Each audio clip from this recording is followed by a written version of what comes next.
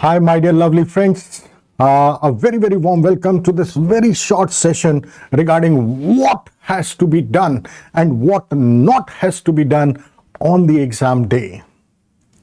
2 days left. You all are all set. Just stay calm, composed, and just keep on revising what you have already strategized for yourself. So let us quickly take a look at what has to be done on the exam day, my dear friends.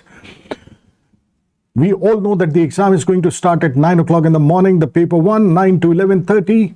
Then paper 2, 2 p.m. to 4:30 p.m. Both the papers 2.5 hours. Both the papers 150 questions. 1 mark for the right answer. No negative marking. All 300 questions have to be attempted. The mindset have to be very peaceful, very calm, very positive. You have to wake up at 5:30 in the morning, just freshen up quickly, take a nice shower, and all set for the transport arrangements what you have made for yourself. What has to be carried? Please do remember, beta, the admit cards which you have received. You have to carry the original admit card with the photo pasted on it. Here you can see you have to paste your photograph here, right?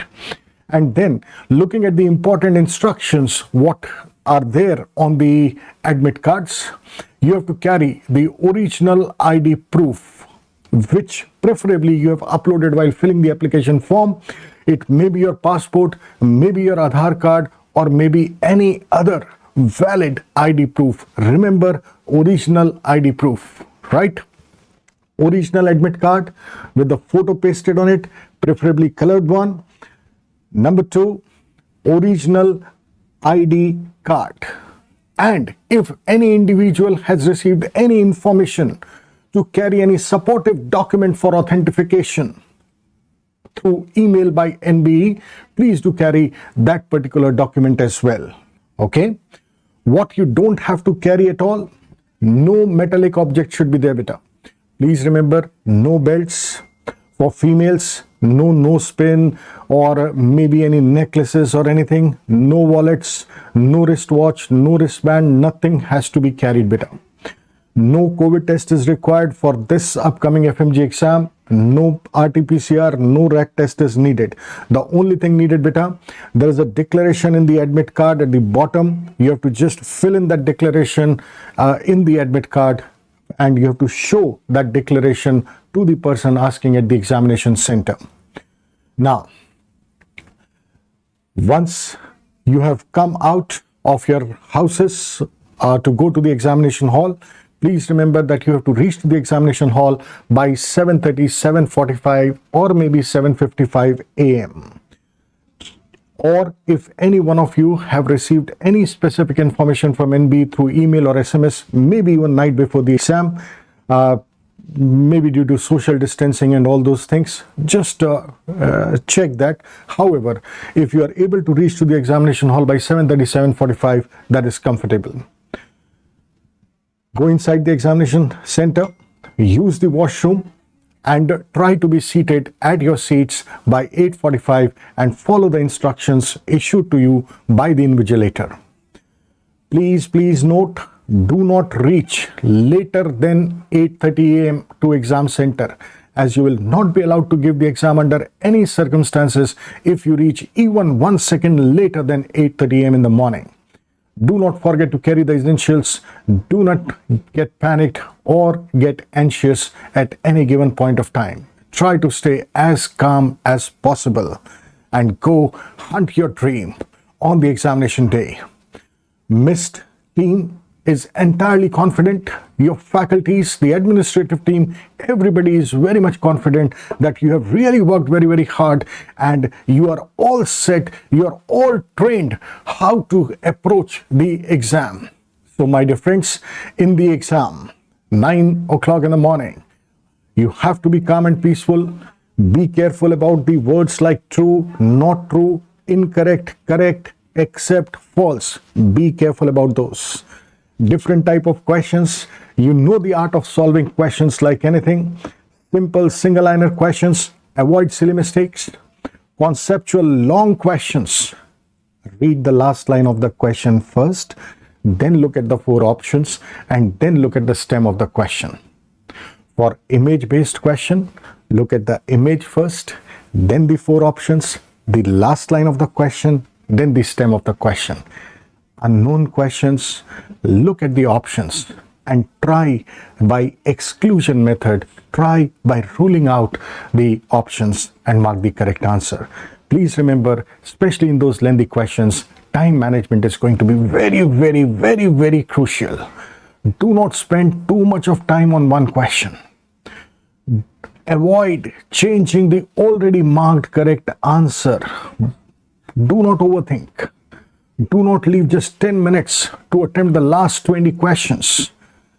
Do not panic by a series of long questions. There would definitely be loose balls in the exam to be hit nicely and score nicely. Once paper 1 is done, it's done and dusted. Just try to stay calm and confident. कोशिश करने वालों की कभी हार नहीं होती. Have that confidence inside you. What has to be done in the break time? Just sit and relax in a comfortable place. Have light snacks with little sugar content. Revise your workbooks, images of clinical subjects, and some important points which you have highlighted, which may be the things which you are forgetting repeatedly, maybe some tables, or maybe something related to staging of cancers, but just focus on the important points. Then go inside the examination hall at 1 p.m. The entry in the examination center will close strictly at 1:30 p.m. So please be careful about time. Remember, in the break time, do not expose yourself to too much of sun. Otherwise, it might lead to unnecessary headaches.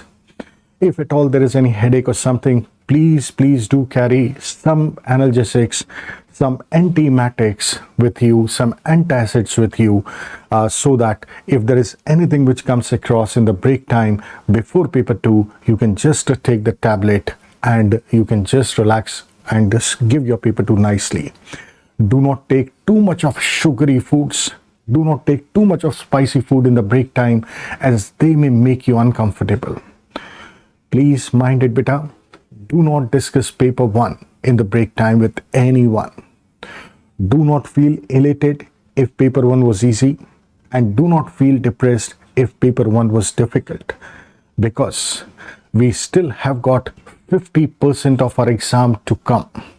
So we cannot have any type of mood swings in the break time. Paper 2 can be a totally different story. We have to have the same calmness, the same control on our mindset for paper 2. Then in paper 2, we are going to follow the same approach what we followed for paper 1. Time management is going to be more crucial for paper 2. And once the exam is done, after 4:30 p.m., you have done it. Your hard work has paid, and the word is yours. Love it and enjoy it as much as possible. कर लो दुनिया मुट्ठी में, कर दिया जो हमने करना था, अब बस रिजल्ट्स का इंतजार है. Now I would like to just repeat this story in Hindi, बेटा. एग्जाम वाले दिन हमें क्या करना है? हमें टाइम का बहुत ध्यान रखना है.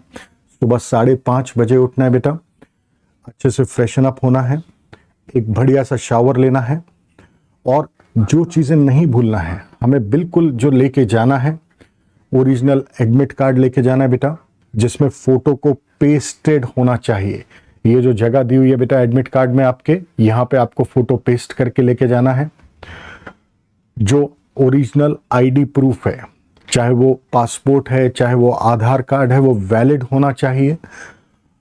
खासकर अगर आपने जो चीज़ एप्लीकेशन फॉर्म भरते समय वहाँ पे डॉक्यूमेंट अपलोड किया है आईडी प्रूफ करके, अगर वो आपके पास है तो बहुत ही अच्छा है, वरना जो भी वैलिड आईडी प्रूफ है वो आपको लेके जाना है.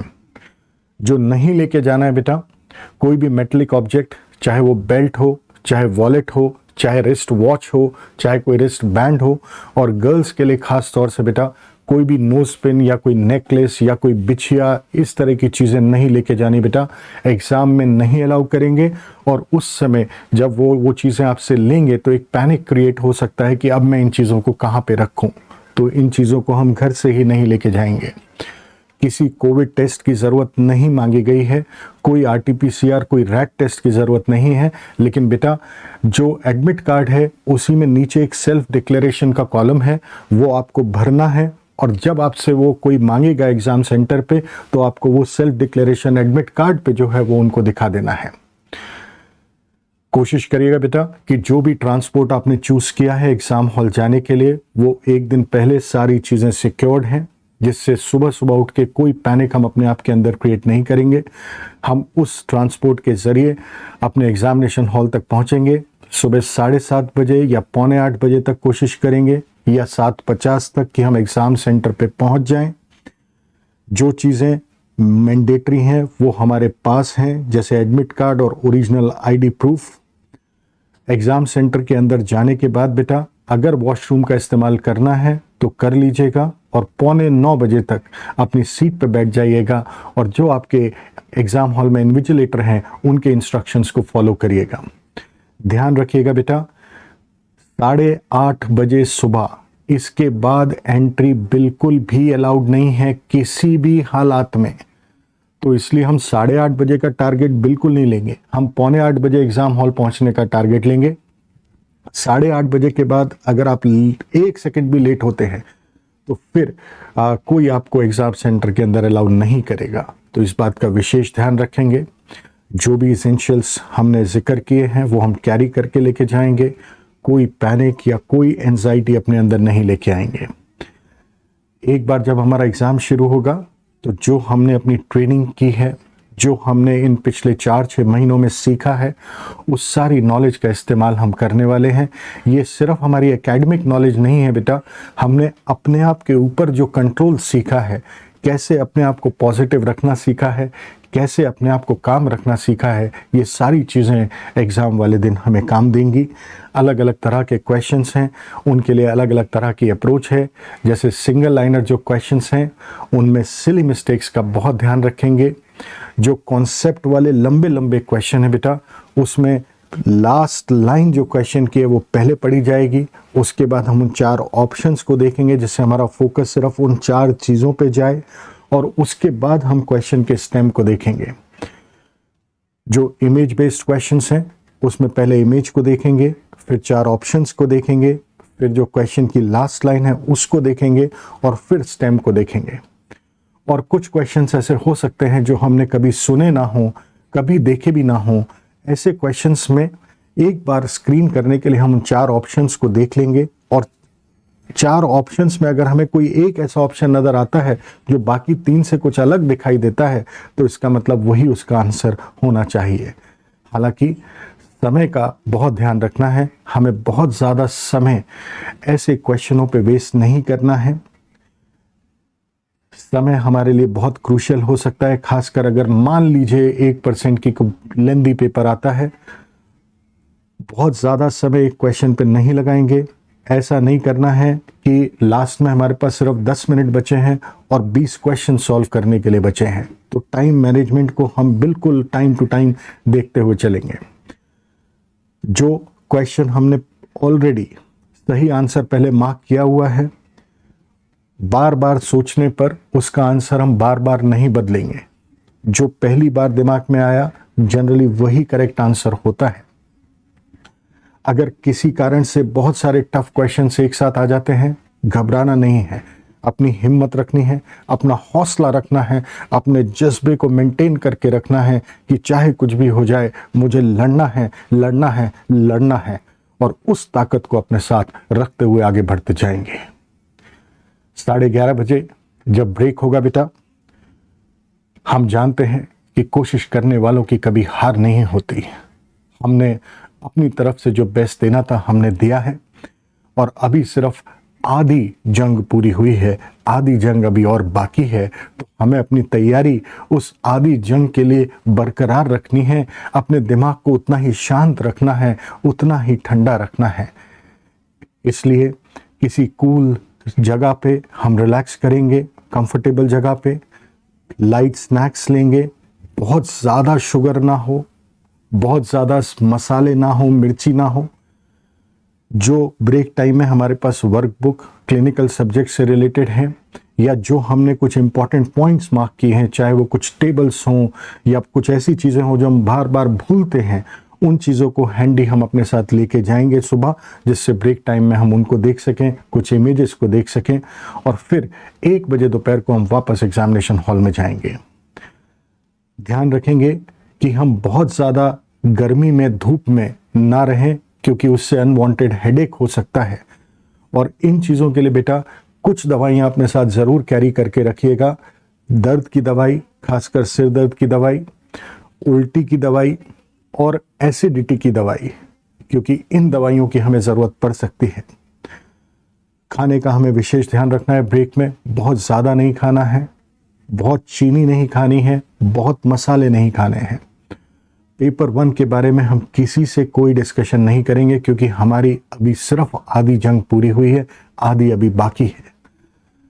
अगर पेपर 1 बहुत इजी आता है तो हम बहुत ज़्यादा खुश भी नहीं होंगे, और अगर पेपर 1 बहुत डिफ़िकल्ट भी आता है तो हम बहुत ज़्यादा डिप्रेस नहीं होंगे, क्योंकि आने वाली जंग कुछ भी हो सकती है। तो इसलिए अपनी हिम्मत, अपना हौसला, अपना जज्बा हम बरकरार रख के पेपर 2 के लिए लड़ाई करेंगे। और पेपर 2 जो 2 से 4:30 बजे होगा, उसमें वही सारी बातों का ध्यान रखेंगे, और जो नॉलेज हमने गेन की है इन 4-6 महीनों में, उसका पूरा इस्तेमाल करके आगे बढ़ते जाएंगे। 4:30 बजे जब पेपर की समाप्ति होगी बेटा, तो जो आपने अपनी पूरी मेहनत शिद्दत से काम किया वो आप कर चुके हैं। अब दुनिया आपकी है, और कर लो इस दुनिया को मुट्ठी में। अगर आपने ईमानदारी से मेहनत की है तो दुनिया की कोई ताकत आपको हरा नहीं पाएगी, और आप बिल्कुल पूरी तरह से, मुझे विश्वास है कि आप जीत के आएंगे। और इसीलिए मैं अपनी टीम मिस्ट को रिक्वेस्ट करूंगा कि एक बार वो आए और आपको अपनी तरफ से शुभकामनाएं दे। ध्यान रखिएगा बेटा, हौसला अपना, हिम्मत अपनी, जज्बा अपना। जो मेहनत हमने 4-6 महीनों में की है, उस मेहनत को हम किसी को भी खराब नहीं होने देंगे। जो माँ बाप ने हमारे लिए सपने देखे हैं, हमारे माँ बाप जो ये चाहते हैं कि हम डॉक्टर बने और हम दुनिया को, बिल्कुल हर इंसान को हम प्रूव करके दिखा दें कि हम क्या कर सकते हैं, वो हम करके दिखाएंगे। कर लेना दुनिया अपनी मुट्ठी में। देखते हैं अपनी टीम मिस्ट को।